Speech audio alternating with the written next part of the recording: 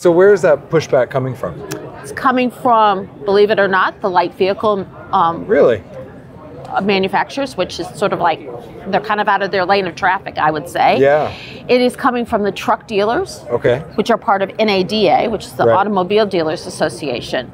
We have a lot of support from it, from independent truck dealers, from NATSA, the truck stop operators. So there's a lot of support, but we need your viewers who are in the United States to write their senators and tell them it is important to one, introduce a piece of legislation on repair access, and secondly, include heavy trucks. Okay.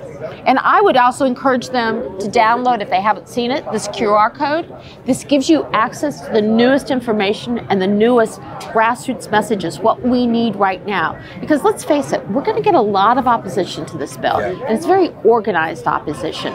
But we've got to make sure that everybody understands, you know, if you got it, it came on a truck. And we need all those trucks operable for the U.S. economy. We need it for the trucking industry. And one way to make sure that happens is to pass repair access that includes heavy vehicles. Well, and that's just it. You know, if the OEMs were completely vertically integrated and they were the only ones to serve the trucking industry, our whole economy and all of the movement of goods would grind to a halt. They would never be able to handle all of that. The aftermarket side, the independent side is critical to the success of the trucking industry, providing us with what we need, as to your point. If you like it, it came on a truck. Yeah, and you know, we've got members as suppliers and manufacturers who do updates for trucking fleets all the time. Yeah. And if they can't have that continued access, you're saying you have to go through a dealership?